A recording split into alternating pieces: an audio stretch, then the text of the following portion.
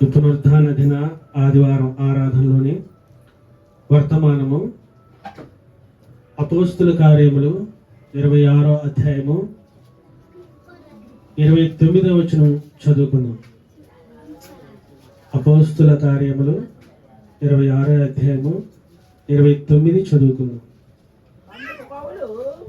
అందుకు పౌలు సులభముగాను దుర్లభముగాను తమరు మాత్రము కాదు, నేడు నా మాట వినువారందరూ ఈ బంధకములు తప్ప నా వలె ఉండునట్లు దేవుడు గ్రహించునుగాక అని వాక్యం కొరకు చిన్న ప్రార్థన చేసుకొని వర్తమానంలోకి వెళ్దాం. స్తోత్రము స్తోత్రము స్తోత్రము నాయన, ప్రేమగల తండ్రి, నీ కొందనాలు స్తోత్రాలు నా ప్రభ. ఈ పునరుద్ధాన దిన ఆదివారం ఆరాధనలోని వర్తమానం నా ప్రభ మీరు చక్కగా వివరించండి. మీరు మాకు సహాయం దయచండి. మీ పరిశుద్ధాత్మ ద్వారా నా ప్రభ మీరు మాతో మాట్లాడి మేము అనేక విషయాలు తెలుసుకొని అలా ఈ లోకంలో జీవించడానికి సహాయం దయచేయమని, ఘనత మహిమ ప్రభావాలు మీరు మాత్రమే పొందుకోమని మా ప్రభు అయిన యేసు క్రీస్తు నామమున స్తుతించి ప్రార్థించి అడిగి వేడుకుంటున్నాము తండ్రి, ఆమేన్. ఈ వాక్యంలోని ముఖ్య ఉద్దేశం ఏంటంటే 26వ వచనం మొత్తం కూడా అపోస్తుడైన పౌలు గురించి, ఆయనకి ఇచ్చిన అధికారం గురించి చెప్తున్నాడు. ఈ లాస్ట్ సందర్భం ఏంటంటే, అందుకు పౌలు సులభముగాను దుర్లభముగాను తమరు మాత్రము కాదు, నేడు నా మాట వినిన వారందరూ ఈ బంధకములు తప్ప నా వలె ఉండునట్లు దేవుని అనుగ్రహించుగాక అనేను. అంటే తమరు అని ఎవరిని గురించి ఆయన మాట్లాడుతున్నాడంటే అగ్రిప్ప రాజు గురించి మాట్లాడుతున్నాడు. అసలు ఈయన దగ్గర ఎంత సులభంగా ఆయన మాట్లాడుతున్నాడంటే, అసలు ఈయనకి తీర్పు ఇవ్వడానికి వచ్చే ముందు ఆయన ర్యాలిటీ లేదా ఆయన అధికారం, ఆయన హోదా ఎలా చూపించుకున్నాడో ఒకసారి చూద్దాం. అపోస్తుల కార్యములు 25-23 చదువుకుందాం. అగ్రిప్ప రాజు ముందు ఆయనంత ధైర్యంగా, అయా సులభంగానో దుర్లభంగానో, అయా నాలాగా సంఖ్యలతో కాకుండా మీరందరూ కూడా ఈ రక్షణలోకి రావాలని ఆయన మాట్లాడుతుంది. ఎవరి ముందు మాట్లాడుతున్నారంటే ఏదో నీలాంటి నాలాంటి ఆయన ముందు కాదు, కానీ ఆయన గురించి కొంచెం మనం తెలుసుకుందాం. చదువమ్మా.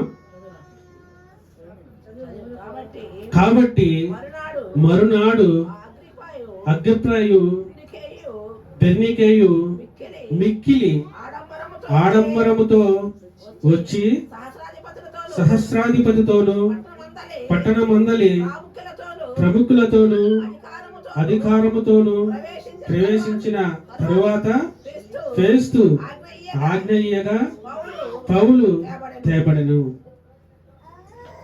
అంటే ఈయన ఎలా ఎంట్రీ ఇచ్చాడంటే, కాబట్టి ఆయనకంటాడు, అయ్యా ఒక అతన్ని మేము తీసుకొచ్చాము, ఇతని యందు అనేక మాటలు లేదా అనేక అబద్ధాలు అనుకోవచ్చు, లేదా అనేక ఈ మాటను ఏమంటారు అసహ్యమైన అంటే నిజం కాని మాటలు మాట్లాడుకుంటారు కదా, అటువంటి మాటలు వాళ్ళు మాట్లాడుకుంటున్నారు. వీటికి ఎలా నేను తీర్పు ఇవ్వాలో నాకు అర్థం కాక నేనేం చేశానంటే, అతన్ని నా దగ్గర ఒక అతను ఉన్నాడు, మరి ఇతనికి నీకు ఆ తీర్పు కావాలి, ఇది ఇతని పరిస్థితి అయితే ఎలా ఉంది అని ఆయనకి చెప్పినప్పుడు ఆయన అంటాడు, నేను ఎవరినైనా సరే, ఏమంటున్నాడు, మేము ఎవరినైనా సరే మా ఎదుట నిలబెట్టి ఆయన్ని విచారించి మాత్రమే మేము శిక్ష వేస్తాము, లేదంటే మేము శిక్ష వేయము. అందుకనే అతన్ని నా ముందు నిలబెడితే నేను అతనికి తీర్పు ఇస్తానని చెప్పి అన్నప్పుడు, అప్పుడు ఆయన సరే రేపు ఉదయం, ఈరోజే చెప్పారు, రేపు ఉదయమే అతన్ని మీ ముందు నిలబెడతాం అన్నప్పుడు, కాబట్టి మరునాడు, ఆ తర్వాత సందర్భం చెప్తున్నా, మరునాడు అగ్రిప్పయు బెర్నీకేయు మిక్కిలి ఆడంబరముతో, అంటే వీళ్ళు ఎలా వస్తున్నారంట, ఇప్పుడు ఆయన్ని రాజుగా తీసుకొచ్చేటప్పుడు అప్పుడున్న రథాలు కావచ్చు, లేదా గుర్రాలు కావచ్చు, లేదా అప్పుడున్న వాయిద్యాలు కావచ్చు, జన సమూహం అంతా కూడా ఆ వీధుల్లో ఆడంబరంగా ఆయన్ని తీసుకెళ్తున్నారు. ఈయన మామూలు ఆయన కాదని వివరించడం కోసం నేను మీకు చెప్తున్నాను. ఎలా వెళ్తున్నాడంటే ఆయన మిక్కిలి ఆడంబరముతో ఆయన ఈ ఆ ఊరిలో ఎక్కడ కైసరియా అనే ఊరిలో ఈయన ప్రయాణం ఆ మందిరానికి వెళ్ళేటప్పుడు ఆ ఆడంబరముతో వచ్చి సహస్రాధిపతులతో, ఎవరితోనంట? సహస్రాధిపతులంట, ఆ పట్టణమందలి ప్రముఖులతో. ఇంకెవరెవరు ఉన్నారు? సహస్రాధిపతులు, ప్రముఖులు అధికార మందిరములోని ప్రవేశించారు. అంటే మీకు ఇంకా అర్థం అవ్వాలంటే, ఒక ప్రధానమంత్రి వచ్చేటప్పుడు ముఖ్యమంత్రులు, మంత్రులు లేదా ఇతర అధికారులు, పోలీసులు, డిఎస్పీలు, ఇంకా వీళ్ళందరినీ కూడా పట్టుకొని ఆ వీధుల్లో ఎలాగో అయితే వస్తున్నాడో ఆ రోజు రాజ్యాధికారంతో అయినా అలా ప్రవేశించాడు. ప్రవేశించిన తరువాత ఫేస్తు అగ్నిప్పగా పౌలు తేపడిన ఏంటంట? పౌలుని అప్పుడు ఆయన ముందుకి నిలబెట్టారు. ఎందుకు నిలబెట్టారంటే ఇతని గురించి తీర్పు తీర్చడానికి, ఇతని యందు మేమే తీర్పు తీర్చడానికి లేదు. అసలు ఈయన వచ్చే ముందు ఈయన కూడా ఒక తేపడడానికి ఒక ఉంది. ఇప్పుడు రాజు ఎలా అయితే ఊరేగింపుగా ఆ మందిరానికి వచ్చాడో ఇతను కూడా వచ్చాడు. ఎవరు? పౌలు కూడా వచ్చాడు. అది చదువుతాం.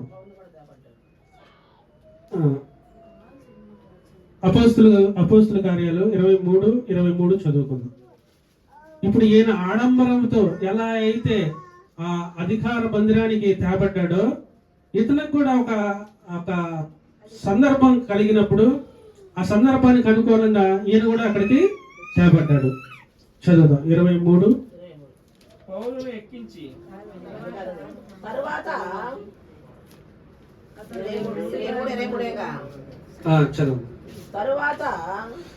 తరువాత అతడు శతాధిపతులతో ఇద్దరిని తన యొద్దకు పిలిపించి కైసరయ వరకు వెళ్ళుటకు 200 మంది సైనికులను, 70 మంది గుర్రపు రౌతులను, 200 మంది ఈటెల వారిని రాత్రి 9 గంటలకు సిద్ధపరిచిరి.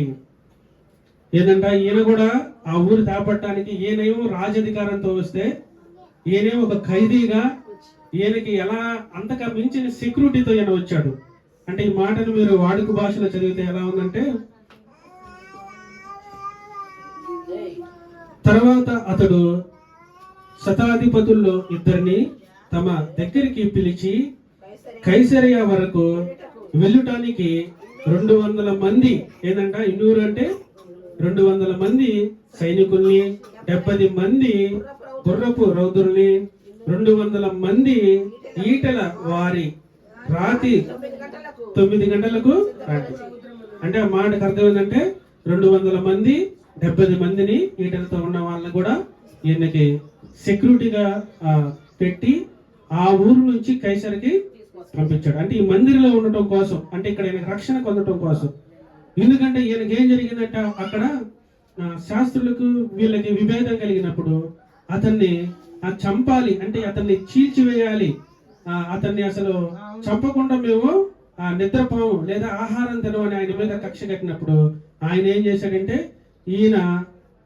వీళ్ళందరినీ కూడా కాపలా పెట్టి, అది కూడా చూద్దాం.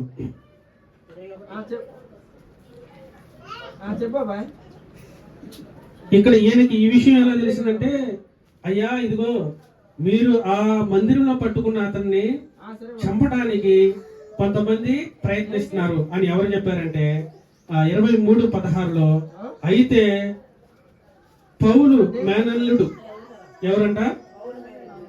పౌలు మేనల్లుడు. 23వ అధ్యాయము 16వ వచనంలో 23:16లో పౌలు మేనల్లుడు ఆ విషయం రాజుకు చెప్పాడు. చదవమ్మా. అయితే పౌలు మేనల్లుడు వారి పొంచి ఉన్నారని విని వచ్చి కోటలో ప్రవేశించి పౌలుకు ఆ సంగతి తెలిపినప్పుడు అతను రాజు దగ్గరికి పంపిస్తాడు. మరలా అధిపతి దగ్గరికి పంపించినప్పుడు అధిపతి అంటాడు 20వ అధ్యాయంలో 20 చదవమ్మా. అందుకు అతడు, నీవు పౌలును గూర్చి సంపూర్తిగా విచారింపబోనట్లు అతన్ని రేపు మహాసభ యొద్దకు తీసుకొని రావాలని నేను వేడుకొనుటకు యూదులు కట్టుకట్టి ఉన్నారు. ఏదంట? అయ్యా, రేపు విచారించడానికి సౌలును తీసుకురండి. తీసుకొస్తే ఆ విచారణ పేరుతో ఆయన బయటకు వస్తాడు. ఈ బయటకు వచ్చినప్పుడు వీళ్ళు ఆయన్ని చంపడానికి ముట్టడి చేశారు. ఎంతమందితో చేశారంటే 21 లాస్ట్ లో ఉంది. 40 మంది. ఎంతమంది అంట? 40 మంది పైగా ఆయన మీద కక్ష కట్టి ఉన్నారు. ఇదిగో చంపడానికి వాళ్ళు సిద్ధంగా ఉన్నారు. మీరేమో అయ్యా ఆయన్ని పిలిపించండి, మన విచారణ చేద్దామని పిలిపిస్తారు. పిలిపించి ఏం చేస్తారంట? చంపేయడానికి ప్రయత్నిస్తున్నారు అని రాజుకు చెప్పినప్పుడు, ఈ సంగతి నాకు చెప్పినట్టుగా ఎవరితోనూ చెప్పొద్దు అని అతన్ని పంపించి ఇంకా అప్పటికప్పుడు ఏం చేశాడంటే వీళ్ళని రెడీ చేశాడు. ఇదిగో ఈ రాత్రి 9 గంటలకే మనం ప్రయాణమై ఇదిగో పలానా పౌలుని తీసుకుని వెళ్ళాలి.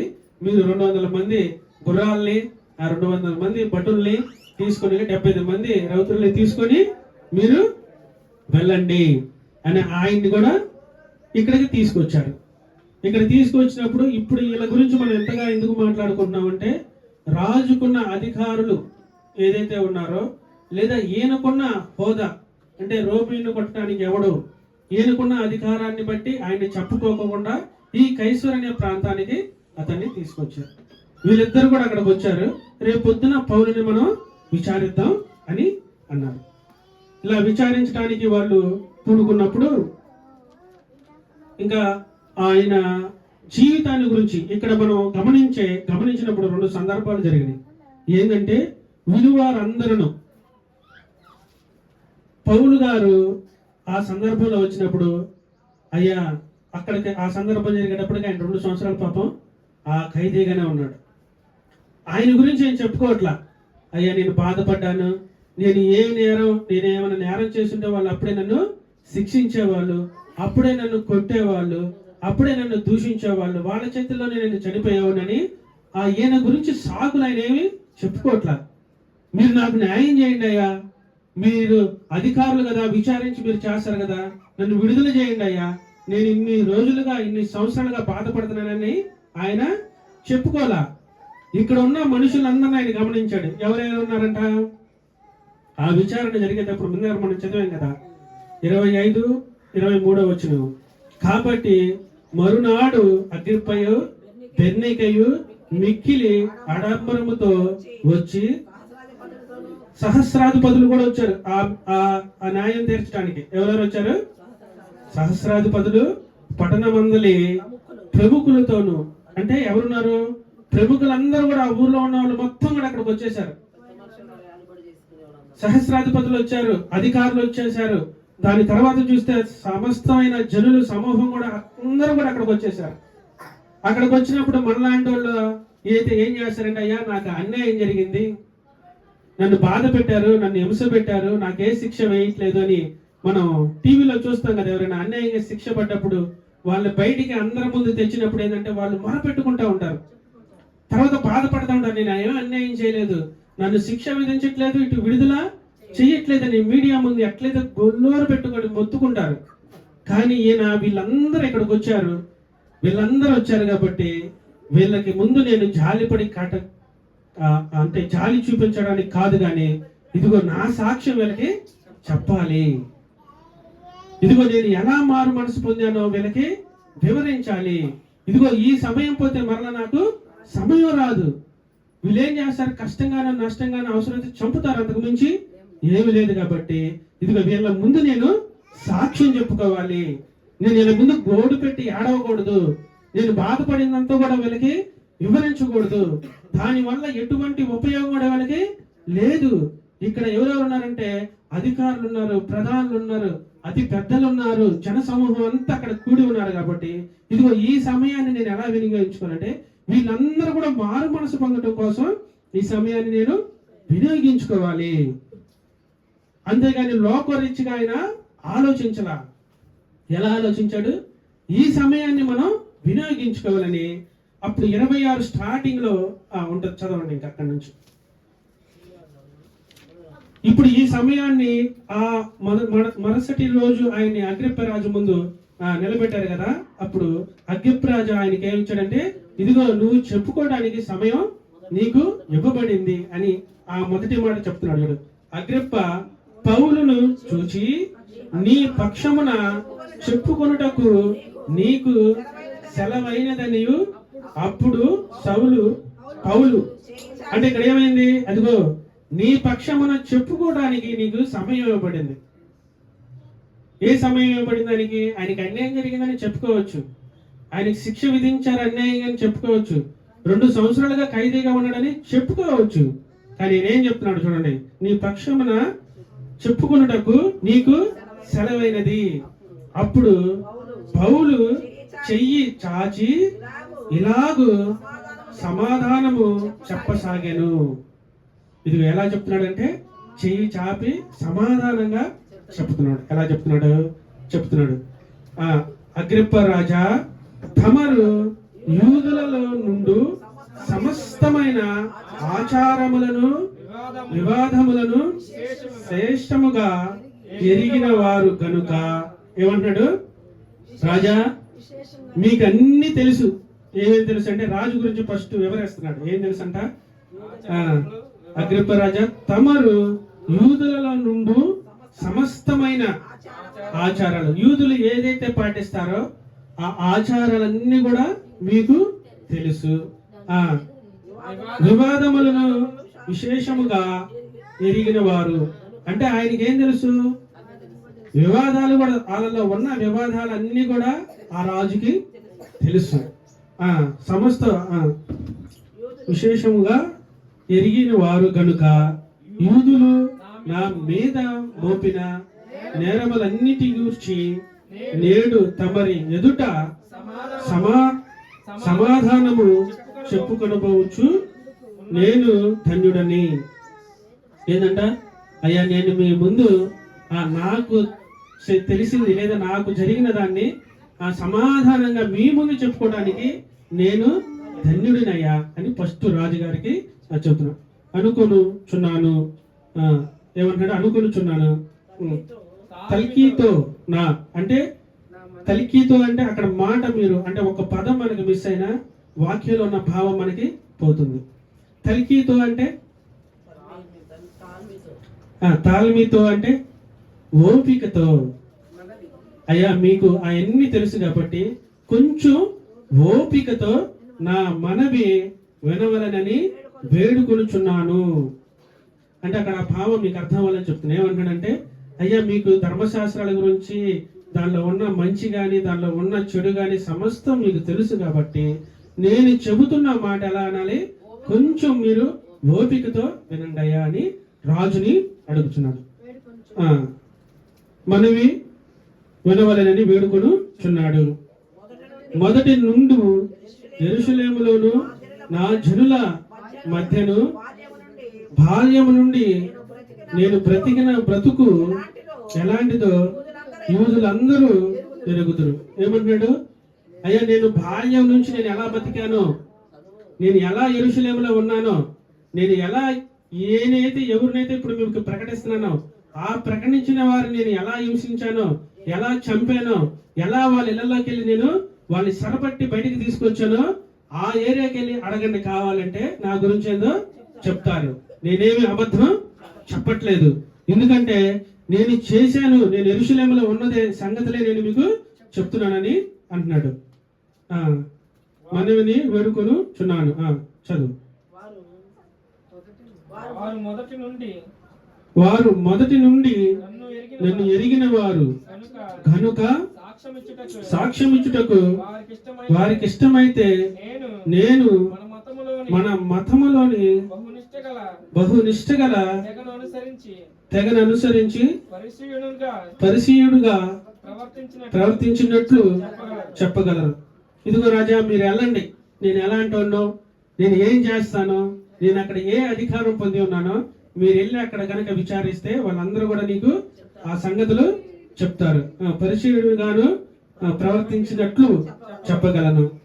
ఇప్పుడైతే దేవుడు మన పితరులకు చేసిన వాగ్దానము విషయమైన నిరీక్షణను గూర్చి నేను విమర్శించబడుటకు నిలిచి ఉన్నాను. అయ్యా, నీకు మంచి అధికారం ఉంది, నాకు మంచి హోదా ఉంది, అయినా కానీ మీ ముందు నేను ఎందుకు విమర్శించబడుతున్నానంటే, ఎవరైతే మన పితరులు చెప్పిన సంగతుల గురించి ఆయన చెప్పిన ఆ మాటల గురించి నేను మీ ముందు విచారణ పొందడానికి నిలబడ్డాను. ఏమంటున్నాడు? విచారణ పొందడానికి, నిరీక్షణను గూర్చి నేను విమర్శింపబడుటకు నిలిచి ఉన్నాను. నేను వాటి గురించి విమర్శించబడడానికి నిలిచి ఉన్నాను కానీ నా పక్షాన ఏది కూడా నేరము గాని, పాపము గాని, అపరాధం గాని ఏమీ లేదు. ఎందుకు నన్ను విమర్శించుతున్నారంటే వాటిని బట్టే, దేవుణ్ణి బట్టే నన్ను విమర్శించుతున్నాడు. మన 12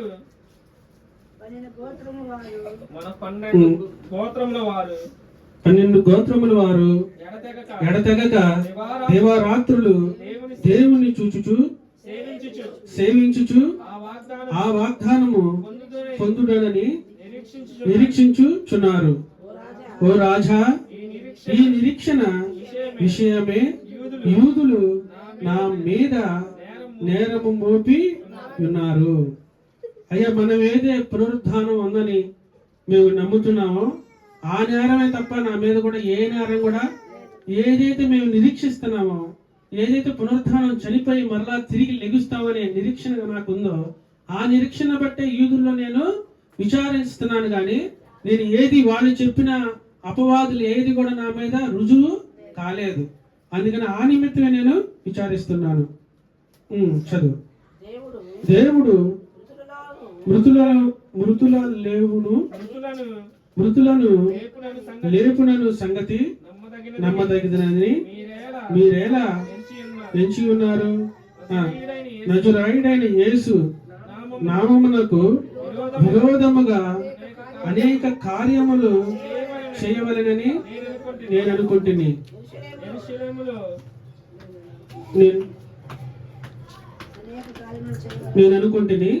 చదువు.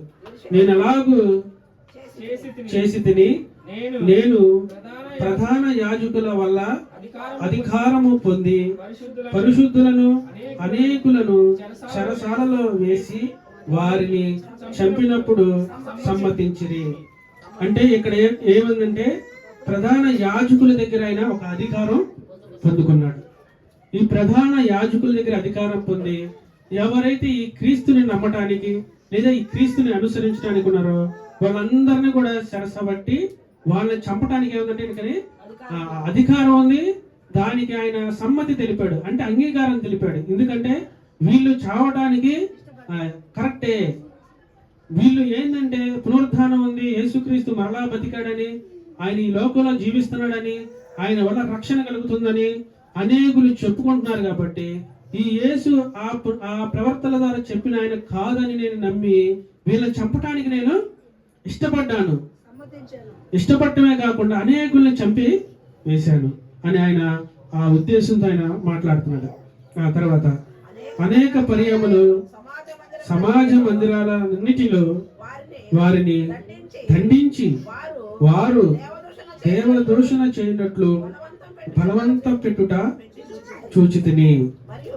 ఏమన్నాడంట, వాళ్ళు ఎక్కడైతే ఉన్నారో వాళ్ళందరినీ కూడా పట్టుకొని వాళ్ళు దేవదూషణ మీరు చేస్తున్నారు, దేవునికి వ్యతిరేకమైన పనులు చేస్తున్నారని వాళ్ళందరినీ కూడా బలవంతంగా పట్టుకొని వెళ్ళి వారిని హింసించుచుంటిని. అంటే బలవంతంగా వెళ్ళి ఏం చేస్తున్నాడంటే వాళ్ళని హింసిస్తున్నాడు. వాళ్ళని చంపటానికి, వాళ్ళని కొట్టడానికి ఆయనకి సమ్మతి కలిగిపోయింది. అందువల్ల అయ్యా, నేను నీ ముందు చెప్పుకోవడానికి సాక్ష్యంగా మీరు కొంచెం ఓపికతో వింటే నేను చెప్పేదన్నీ కూడా మీరు అర్థమవుతుందని అంటున్నాడు. తర్వాత 26:12 అందు నిమిత్తము నేను ప్రధాన యాజకుల చేత అధికారమును ఆజ్ఞను పొంది దమస్కునకు పోవుచుండగా ఏమన్నాడంటే, అయ్యా నేను ఇక్కడే కాదు, వీళ్ళని హింసించడం ఎక్కడ కూడా కాదు, ఎక్కడైతే ఊర్లు ఉన్నాయో, అంటే మన భాషలో ఎక్కడైతే ఊర్లు ఉన్నాయో అనేక ఊర్లో కూడా ఇలా ఆల్రెడీ విస్తరించారు. అనేకుల దగ్గరకు ఎలా వెళ్ళి వాళ్ళని హింసించడానికి, వాళ్ళని చంపడానికి నాకు అధికారం ఇవ్వని నేను బయలుదేరి దమస్కు మార్గంలో వెళ్ళుచుండగా రాజా మధ్యాహ్నమందు నా చుట్టూ ఉన్న నాతో కూడా కూర్చున్న వారి చుట్టూ ఆకాశము నుండి సూర్య తేజస్సు కంటే మిక్కిలి ప్రకాశమైన ఒక వెలుగు త్రోవలో ప్రకాశించుట చూచితిని. ఏదంట? ఈయన అయ్యా నేను చెబుతున్నదంతా కూడా నిజమే, మీరు కావాలంటే అక్కడికి వెళ్ళి ఎంక్వైరీ చేసుకోండి. యూదుల్లోనూ ఎక్కడైతే ఉన్నారో వాళ్ళందరినీ నేను కొట్టాను, వాళ్ళందరినీ హింసించాను, వాళ్ళందరినీ చంపాను, వాళ్ళ ఇళ్ళల్లో ఉండే బయటికి లాక్కొచ్చి వాళ్ళని కొట్టాను. ఇదే కాకుండా ఈ ఊరే కాకుండా వేరే ఊరు కూడా వెళ్ళడానికి నాకు అధికారం ఇవ్వని వాళ్ళ దగ్గర అధికారం పొంది నేను దమస్కు మార్గంలో వెళ్ళుచుండగా ఆకాశం నుండి ఒక వెలుగు దిగి వచ్చింది. అప్పుడు మేమందరం కూడా నేల కూలిపోయాము. అప్పుడు చదవండి. మేమందరమును నేల పడినప్పుడు సౌలా సౌలా నన్నెందుకు హింసించుచున్నావు? మురికొనలకు ఎదురు తన్నుట నీకు కష్టమని హెబ్రీ భాషలో ఒక స్వరం నాతో పలుకుట వింటిని.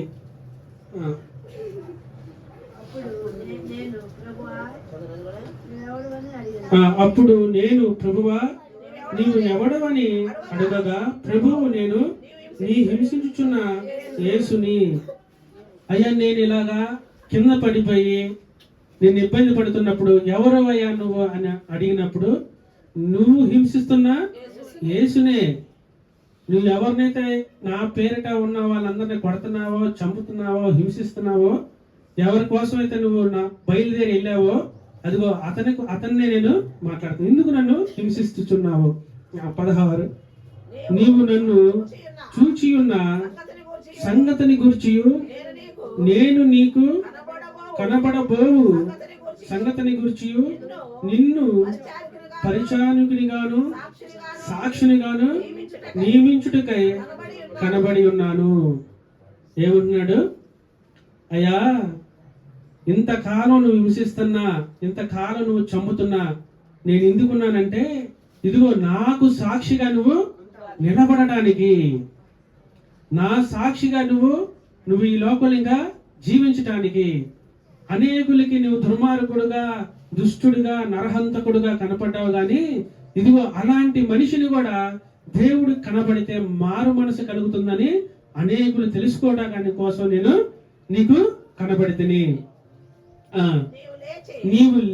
నీవు లేచి నీ పాదములు మోపి నిలువుము. నేను ఈ ప్రజల వలనను అన్యజనుల వలనను హాని కలగకుండా నిన్ను కాపాడదను. ఇక్కడ ఒక ప్రాముఖ్యమైన మాట ఆయనకి ఇచ్చాడు. ఏమిచ్చాడంటే అయ్యా నీ జనుల వల్ల గాని అన్య జనుల వల్ల గాని నీకు ఏ హాని కూడా కలగదు. ఎందుకు ఈ మాట చెప్పాడంటే ఈయన అనేకులకి హాని చేశాడు, అనేకుల్ని చంపాడు, అనేకుల్ని దూషించాడు. ఇదిగో ఇటువంటి ఏది కూడా నీకు కలగదు, కలగకోకుండా నిన్ను కాపాడుతానని దేవుడు ఒక వాగ్దానం చేశాడు. ఇది వాగ్దానం అనుకోవచ్చు మనం. ఈ వాగ్దానం చేశాడు కాబట్టి ఈ వాగ్దానాన్ని నమ్మి ఆయన అన్ని చోట్ల కూడా ఆయన యేసుక్రీస్తుని ప్రకటించడానికి ఆయన సిద్ధపడ్డాడు. కాపాడదని వారు చీకటిలో నుండి వెలుగులోనికి, సాతాను అధికారము నుండి దేవుని వైపును తిరిగి నా అందలి విశ్వాసము చేత పాప క్షమాపణను పరిశుద్ధపరచబడిన వారిలో స్వాస్యమును పొందునట్లు వారి కన్నులు తెరుచుటకై నేను నిన్ను వారి యొద్దకు పంపేదనని చెప్పాను. ఇదిగో ఎవరైతే ఉన్నారో వీళ్ళందరికీ కూడా పాప క్షమాపణ పొందటానికి యేసుక్రీస్తు ద్వారా రక్షణ కలుగుతుందని అనేకులకు తెలియచేయడానికి నిన్ను నేను పంపిస్తున్నాను. కాబట్టి అగ్రిప్ప రాజా, ఆకాశం నుండి కలిగిన ఆ దర్శనమునకు నేను అవిధేయుడను కాక మొదట ఏదంటే ఆకాశం నుండి వచ్చిన సంగతి మేమందరం చూసాము. అక్కడ ఆయనతో నాతో మాట్లాడిన మాటలు నేను విన్నాను, విని కూడా అవిధేయుని నేను కాదు.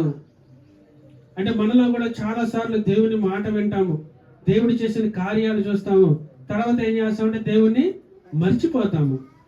కానీ ఈయన ఫస్ట్ జరిగిన సందర్భాన్ని ఆ రాజుకి శ్రద్ధగా వినయ్య అని చెప్పి ఆయన సాక్ష్యాన్ని వివరిస్తున్నాడు. ఇదిగో ఆయన్ని నేను చూసింది నిజం, ఆయన నాతో మాట్లాడింది నిజం, నాతో పాటు ఉన్న వాళ్ళందరూ కూడా ఆ సంగతి తెలుసు, వాళ్ళు చూశారు కూడా.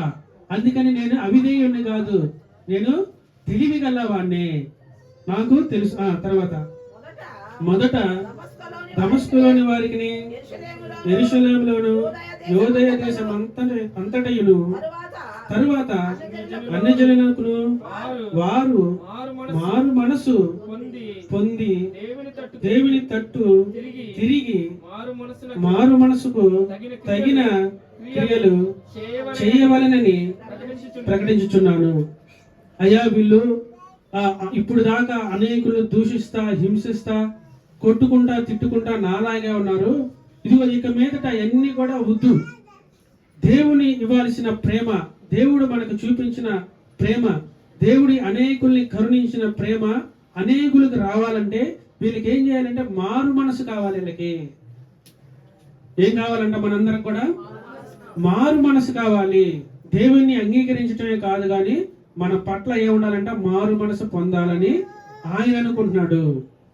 ఏ మారు మనసు అంటే దేవుని ఎలా అయితే మనతో ఈ లోకంలో జీవించాడో, ఎవరిని దూషించుకోకుండా, ఎవరిని అవమానించుకోకుండా, ఎవరు తక్కువని ఒకళ్ళు ఎక్కువని చూడకోకుండా అందరినీ సమానంగా ఎలా అయితే చూశాడో అలాంటి మారు మనసు వీళ్ళందరికీ కావాలని నేను అనుకుంటున్నాను.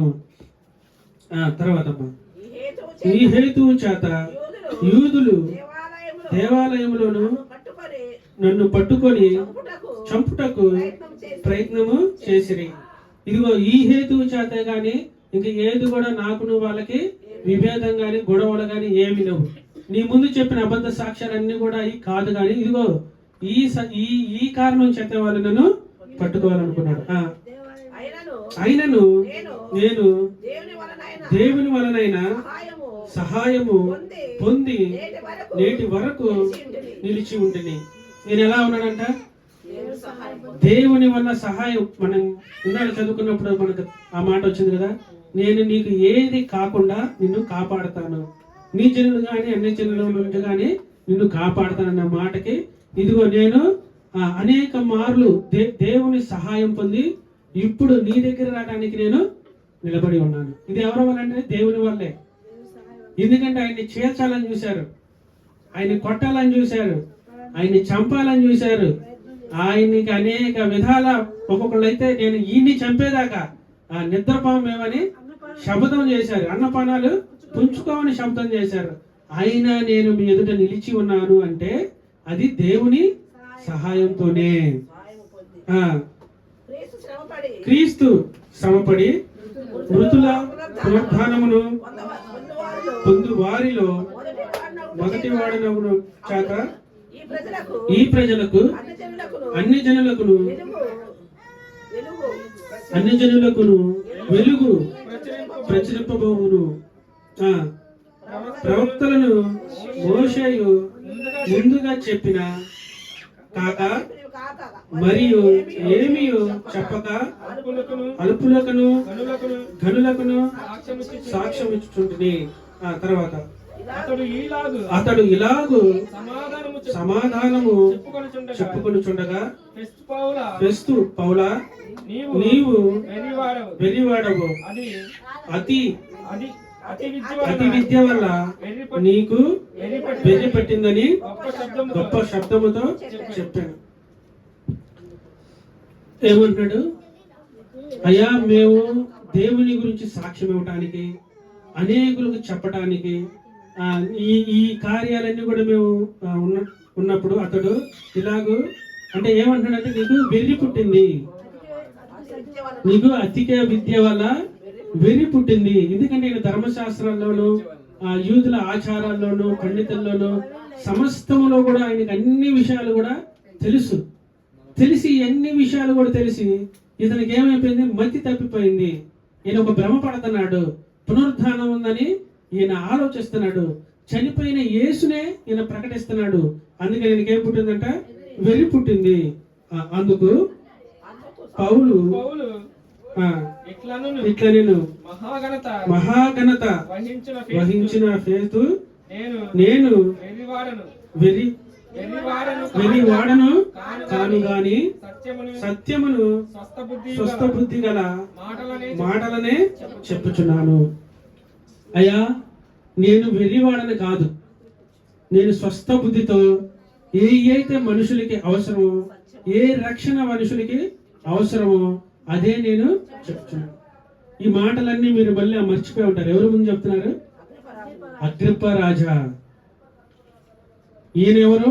ఈయన ఎంట్రీ మీకు అగ్రిప్ప రాజా ఎంట్రీ మీకు చెప్పే కదా. వాళ్ళిద్దరు కూడా అందరి ముందు ఈ మాటలో పలుకుచున్నారు. ఎవరి ముందైనా మనకి సాక్ష్యం చెప్పాలంటే భయం, ఎవరికైనా మనం సువార్త చెప్పాలంటే భయం, ఎవరితోనైనా మనం మాట్లాడాలంటే భయం. కానీ ఈయనకి ఏ భయం కూడా లేదు. ఈయనకన్నా నిరీక్షణ ఏంటంటే, నేను చనిపోయినా మరలా క్రీస్తుతో కూడా బ్రతుకుతాను. ఇదిగో ఇంతమంది నా ముందు ఉన్నారు, అధికారులు ఉన్నారు, ప్రధానులు ఉన్నారు, రాజులు ఉన్నారు, అనేకులు ఉన్నారు. వీళ్ళు ఒక్క మాట సెలవిస్తే నేను చనిపోతానని తెలుసు కూడా ఆయన సాక్ష్యాన్ని చెప్తున్నాడు. ఇదిగో నా సాక్ష్యం ఇదిగో ఇలా ఉంది. నేను అనేకల్ని హింసించాను, దూషించాను, అవమానించాను. ఇంకెక్కడ కాదని వేరే చోటకి వెళ్ళడానికి కూడా నేను ప్రయత్నించాను. అలాగే నేను దమస్కు మార్గంలో వెలుచుండగా ఒక వెలుగు నా దగ్గరికి వచ్చింది, నాతో మాట్లాడాడు. అప్పుడు నేను నేల కూడాను. తర్వాత లేచి అడిగినప్పుడు యేసుక్రీస్తే మాట్లాడిందని నేను తెలుసుకున్నాను. ఇలా తెలుసుకున్నదే కాకుండా నేను వెర్రివాడిని కాక, అవివేకుని కాక, దేవుణ్ణి ప్రకటించడానికి నేను సిద్ధంగా ఉన్నానని దేవుడు ఇక్కడ ఇదంతా జరుగుతుంది అంటే ఒక పెద్ద రాజ్యసభ ముందు జరుగుతుంది, ప్రధానుల ముందు, అధికారుల ముందు జరుగుతుంది. చదువు 26. రాజా, ఈ సంగతులు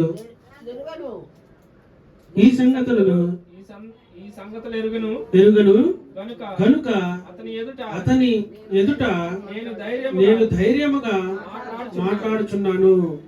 ఏదంట? నేను ధైర్యంగా మాట్లాడడానికి కారణం ఏంటంటే ఎన్ని జరిగినాయి, అబద్ధం అయితే నేను చెప్పట్లేదు. వాటిలో ఒక్కటి అతనికి మరుగై ఉండలేదని రూఢిగా నమ్ముచున్నాను. ఇదిగో నేను ఇలాగా ఉన్నాను అంటే, ఇలాగ నేను చేస్తున్నానంటే, నేను చేసే పనిలో ఒక్కటి కూడా నీకు మరుగై ఉండదు. ఎందుకంటే రాజు ముందుగానే చెప్పాడుగా, నేను ప్రతి మనిషిని కూడా ఎదుట విచారిస్తాను, తర్వాత ఏం చేస్తాను తెలుసుకుంటాను. రాజుకు ఉండాల్సిన లక్షణం ఎవరికైనా సరే, అంటే రాజుగా కానీ ఇంట్లో మనం ఉన్న అధికారాలను కానీ ఏ మాట కూడా త్వరగా నమ్మకూడదు.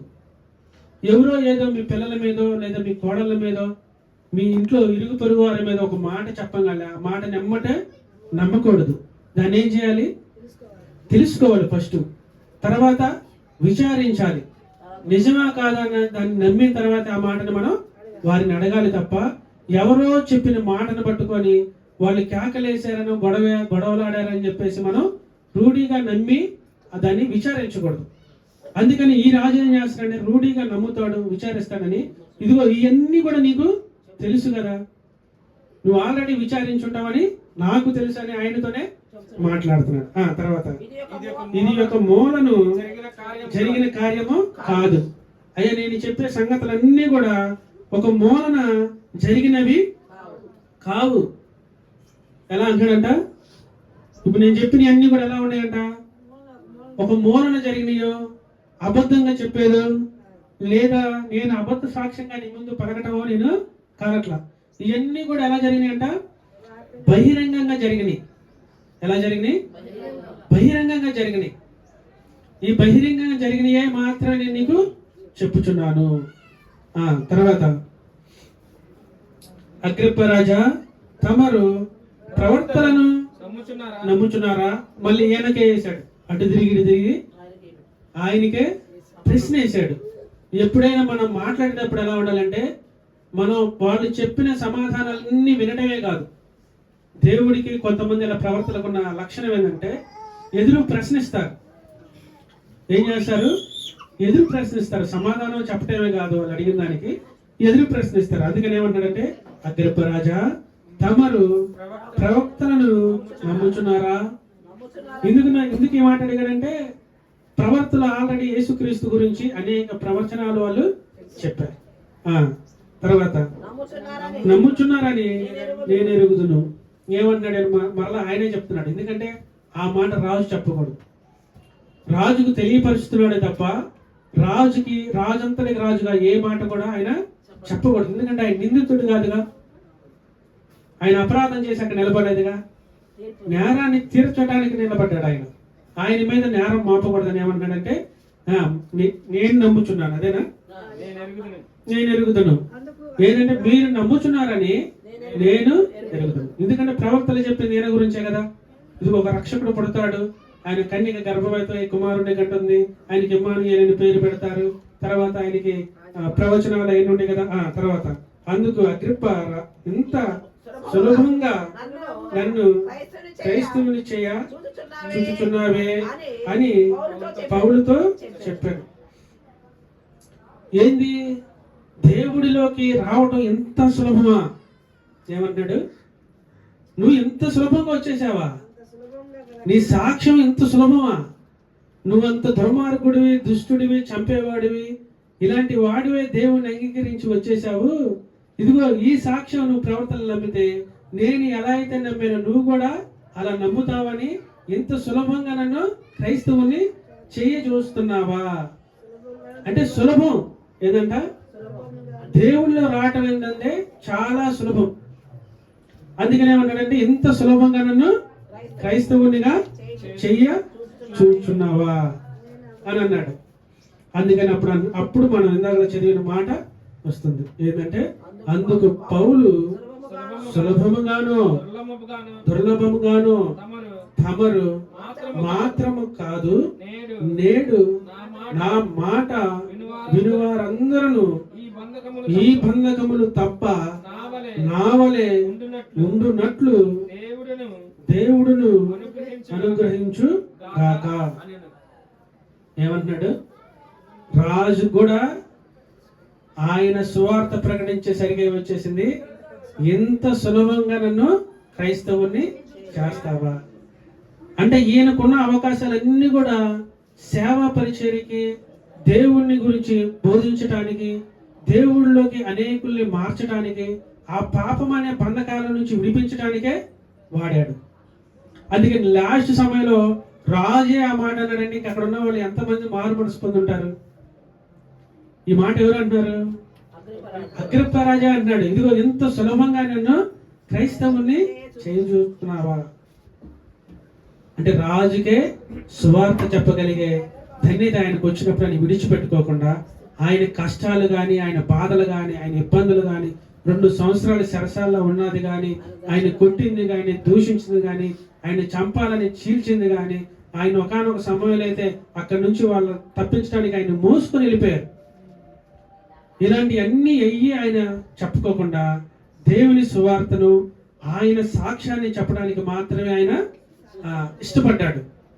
ఎందుకంటే ఈ సమయం పోతే మరలా నాకు రాదు. ఇదిగో వీళ్ళు చంపినా, వీళ్ళు నన్ను ఏది చేసినా, వీళ్ళు ఆడంబరంగా వచ్చినా అంటే వీళ్ళకి నేను ఎదురు చెప్పను అనుకొని కొంతమంది ఏం చేస్తారంటే అనేకులు పోగు చేసుకుని ఆడంబరంగా వస్తారు. వచ్చినప్పుడు ఏం చేస్తారంటే మాట మార్చేస్తారు. ఎందుకంటే ఇంతమంది వచ్చారు, ఇంతమంది వచ్చినప్పుడు నన్ను ఏమన్నా చేస్తారేమో అని భయంతో ఏం చేస్తారు, మాట మారుస్తారు. కానీ ఈయన మాత్రం 2 సార్లు ఆయన వెళ్ళినా సరే, జైల్లో కూడా బోధించినా సరే, ఎక్కడ కూడా ఆయన మాట మార్చట్లేదు. ఆయన సాక్ష్యాన్ని ఆయన ఎక్కడ కూడా విడిచిపెట్టలేదు. ఆయన సాక్ష్యాన్ని చెబుతానే ప్రవక్తల గురించి, అధికారుల నుంచి, ప్రవచనాల గురించి చెప్పి క్రైస్తవునిగా మారడానికి, క్రైస్తవులుగా అందరూ మారు మనసు పొందడానికైనా ప్రయత్నించాడు. అందుకని మనకున్నది దీనిలో మనం నేర్చుకోవాల్సింది ఏంటంటే, మనకున్న సందర్భాలు ఏవైనా సరే, మనకి ఏదైతే రక్షణ వచ్చిందో, ఇక్కడ చాలా మంది అనుకునేది ఏంటంటే క్రైస్తవులుగా మారడం అంటే కులం మార్చుకోవడం, మతం మార్చుకోవడం అంటున్నారు. కానీ అవేవి కూడా కాదు. దేవుడు ఎలా అయితే ఈ లోకంలో జీవించాడో అటువంటి జీవితాన్ని మనం జీవించటమే అనుసరించటం. అంటే క్రైస్తవులుగా మారడం అంటే దేవుడు క్రీస్తు కనుక క్రీస్తులాగా మనం మారాలంటే ఆయన్ని మనం అనుసరించటమే. ఏదైతే ఆయన అనుసరించాడో అవి మనం అనుసరించటం. ఇదిగో ఆ రాజు దానికి ముందు ఆయన్ని కొట్టిస్తాడు ఒకసారి. ఇదిగో ఇలా కొట్టించమని నీకు ధర్మశాస్త్రంలో ఉందా అని ఎదురు ప్రశ్న వేస్తాడు పౌలు. అతని దగ్గర ఉన్న వాళ్ళు ఆయన మొహం మీద కొట్టండి అని అంటాడు. కొట్టమన్నప్పుడు ఇది నీకు ధర్మశాస్త్రంలో ఉందా, విచారించకుండా కొట్టమని ఉందా? ఇదిగో ఇదేగా దేవుడు మార్చడానికి ఈ లోకాన్ని దిగి వచ్చింది. మారు మనసు కావాలి కానీ పాపం చేసిన తప్పు చేసిన కొట్టడం చంపడమైన మీ ధర్మశాస్త్రం మీకు చెప్తుంది. ఇదిగో ఇది కాదు, దేవుని అనుసరించటం. దేవుడు ఎవరైతే పాపిగా ఉన్నారో ఆ పాపిని మార్చటం. ఎవరైతే మీరు రాజ్యాలు అధికారాలు అడ్డు పెట్టుకొని మనుషులు హింసిస్తున్నారో, కొడుతున్నారో, దూషిస్తున్నారో మీరు కూడా అట్టివారే కదా. మీరు పాపం చేస్తే ఎదుటి వారికి తీర్పు ఎలా తీరుస్తారు? మీరు అపరాధంలో ఉండే ఎదుటి మనిషి అపరాధాన్ని మీరు ఎలా ఏదెత్తి చూపుతారు? ఇదిగో ఇది కరెక్ట్ కాదని యేసుక్రీస్తు మాకు తెలియజేశాడు. ఆయన మాకు ఏ సంగతులు తెలియజేశాడో ఆ సంగతుల్లో నేను మీకు సాక్ష్యంగా మీకు ఎంతసేపు వివరంగా వివరించాను. అందుకని అంటున్నాడు, ఇదిగో మీరందరూ ఉన్నప్పుడు వీళ్ళందరి ముందు ఆయన సాక్ష్యం చెప్పాడు. అలాంటి అవమానాలు, దోషంలో, బాధలు అన్నీ అనుభవించి దేవుని యందు విశ్వాసం ఉండి దేవుని అనుసరించి ఇదిగో మీ ముందు నేరస్తుడిగా, దుర్మార్గుడిగా, పాపిగా, చంపడానికి, కొట్టడానికి సిద్ధపడిన వాడిగా నేను నిలబడ్డాను. నాకున్న ఉద్యోగాన్ని వదిలేశాను, నాకున్న అధికారాన్ని వదిలేశాను. నా వెనకాల అనేక మంది తిరిగే వాళ్ళు నన్ను అనుసరించడానికి వాళ్ళందరినీ వదిలేసి ఇదిగో మీ ముందు నేరస్తుడిగా నేను నిలబడ్డాను. ఇదంతా కూడా నా కోసం కాదు. ఏమంటున్నాడు? నా కోసం కాదు, ఇదంతా కూడా మీకోసమే. ఇదిగో మీరందరూ కూడా మారు మనసు పొంది దేవుని రక్షణలోకి రావాలని నేను అనుకుంటున్నాను అని ఆయన ముందు ఆయన గురించి ఆయన సాక్ష్యం చెప్పుకుంటున్నాడు. ఈ వాక్యాన్ని దేవుడు మన వెనుకల్లో ఉంచి మనం ఎలా అనుసరించాలి, మనం ఎలా జీవించాలో దేవుడి వాక్యం ద్వారా మనతో మాట్లాడాడు. ఇదిగో మనము కూడా మనకున్న కష్టాల్ని, బాధల్ని, అంటే మనకున్న ఇబ్బందుల్ని కాకుండా దేవుడు మనల్ని ఎలా రక్షించాడు, దేవుడు మనల్ని ఎలా ఎన్నుకున్నాడు, దేవుడు మనల్ని ఎందుకు ఈ లోకంలో జీవింపజేశాడు అన్న సాక్ష్యాన్ని మనం అనేకులకు బోధించుచు, అనేకులకు చెబుతూ, అనేకులకి మారు మనసు కలిగి వాళ్ళు నెమ్మదిగా ఉండడానికి ప్రయత్నించాలి. చాలా మందికి డబ్బు ఉంటుంది కానీ నెమ్మది ఉండదు. అన్నదమ్ముళ్ళు, అక్క చెల్లు ఉంటారు కానీ నెమ్మది ఉండదు. కానీ ఈయన జైల్లో ఖైదీలో ఉన్నా కానీ నెమ్మదిగా ఉన్నాడు, సంతోషంగా ఉన్నాడు. ఎందుకంటే మనకు పునరుద్ధానం ఉంది, మరలా మనం అందరం కూడా తిరిగి లెగుస్తాము, ఆయన పరలోక రాజ్యానికి మనం చేర్చబడతాము. ఈ విశ్వాసం చేతే, ఈ హేతువు చేతే మేము నీ ముందు నిలబడి ఉన్నాము. ఇలాంటి ఏమైనా ఉంటే మనలో అటువంటి తీసేసుకొని ప్రభు రాజ్యం కోసం, ప్రభు నిమిత్తం మనం ఉండటం కోసం ఈ లోకంలో జీవించాలని చిన్న ప్రార్థన చేసుకొని మనం ముగించేసుకుందాం. స్తోత్రము స్తోత్రము స్తోత్రము నాయన, ప్రేమగల తండ్రి, నీ వందనాలు, స్తోత్రాలు నా ప్రభా. అయా ఈ రోజు పునరుద్ధాన దిన ఆదివారం ఆరాధనలో నా ప్రభా, అయా పౌలు సౌలుగా ఉన్నప్పుడు నా ప్రభా అనేకులు హింసించాడు, కొట్టాడు, చంపాడు, అయా చెరపట్టి నా ప్రభా ఇళ్లలో ఉన్న వాళ్ళని కూడా తీసుకొచ్చి నా ప్రభా నీ నామం ఎత్తితేనే ఆయన ఉద్రుడైపోయి కోపంతో నా ప్రభా అనేకులు హింసించాడు. తర్వాత నా ప్రభా పౌలుగా మారినప్పుడు ఆయనకి నెమ్మది కలిగింది. అనేకుల్ని రక్షించడానికి, అనేకుల్ని నా ప్రభా అయా ఆయన సాక్ష్యాన్ని చెప్పి మారు మనసు పొందడానికి, అనేక మందిని మార్చడానికి నా ప్రభా ఆయన నెమ్మదస్తుడైపోయాడు. నా ప్రభా ఎవరిని కొట్టడానికి కానీ, ఆయన మీద కొట్టడానికి వచ్చిన ఆయన నెమ్మది అయిపోయాడు, ఆయన తిట్టడానికి వచ్చిన నెమ్మది అయిపోయాడు, ఆయన చంపడానికి వచ్చి చేర్చడానికి వచ్చినా సరే వాళ్ళ ముందు మౌని అయిపోయాడయ్యా. అయ్యా రోద్రుడు, కోపస్తుడు అయి ఉండి కూడా అయ్యా నిన్ను ఎప్పుడైతే నువ్వు ఆయన్ని చేర్చుకున్నావో ఆయన మనసులో నెమ్మది వచ్చేసింది. ఆయన ఎంతమంది దూషించినా, అవమానించినా, తిట్టినా మారు మాట్లాడకుండా నీ గురించి సాక్ష్యం చెప్తా అనేకులను రక్షించడం కోసం ఆయన పోరాడాడయ్యా. ఆఖరికి ఆయన ముందు రాజు ముందు నిలబడటానికి అవకాశం వచ్చినా ఆయన గురించి ఏమీ చెప్పుకోకుండా ఆయన రక్షణ గురించి చెప్పి అనేకులు సాక్షులుగా ఆయన మారు మనసు పొందడానికి అయ్యా ప్రేరేపణ కలుగు చేశాడు. అందుకని రాజు కూడా అయ్యా ఎంత సులభంగా నన్ను క్రైస్తవుని చేస్తావా అని రాజు నోటండే వచ్చిందంటే ఇంక అనేకులు అక్కడ చూస్తున్న అధికారులు, ప్రధానులు అందరూ కూడా నా ప్రభా ఎంతో మంది రక్షణలోకి ఆయన సాక్ష్యంగా నిలబెడతానన్న మాట ప్రకారం ఆయన నిలబెట్టావు. ఆ సాక్ష్యాన్ని విని అనేకులు మారిన సందర్భాలు ఉండి ఉంటాయి నా ప్రభా. అలాగే కాకుండా అయ్యా అతనుకున్న నెమ్మది, అయ్యా అతను పడవలో మరణించడానికి అందరూ సిద్ధమైనప్పుడు మీరెవరు కూడా మరణించరు, మీరెవరు కూడా భయపడరు. అయ్యా మీరు భయవద్దు, మీకున్న వస్తువులు పడేయండి, నేను మీకు హామీ ఇస్తున్నానని వాళ్ళు ఈయన ప్రాణాలు తీయడానికి వెళ్తున్నా వాళ్ళ ప్రాణాలు కాపాడటానికి ఎంతో నెమ్మదిగా సమాధానం చెప్పగలిగాడయ్యా. అయ్యా అలాంటి నెమ్మది, అలాంటి శాంతి, అలాంటి మనస్సాక్షి మేము కలిగి ఈ లోకంలో జీవించడానికి సహాయం దయచేయండి. అయ్యా మమ్మల్ని అనేకులు దూషిస్తున్నారు, అనేకులు నువ్వు రక్షణలో ఉన్నావు కదా అని ఎగతాళి చేసి అవమానంగా చూస్తున్నారు. అయ్యా వాటన్నిటిలో మేము పట్టించుకోకుండా నువ్వు ఇచ్చిన ఈ సాక్ష్యాన్ని బట్టి మేము అనేకులు సువార్త ప్రకటించడానికి సహాయం దయచేయమని, ఘనత మహిమ ప్రభావాలు మీరు మాత్రమే పొందుకోమని మా ప్రభువైన యేసు క్రీస్తు నామమున స్తుతించి ప్రార్థించి అడిగి పెడుకుంటున్నాము తండ్రి. ఆమేన్.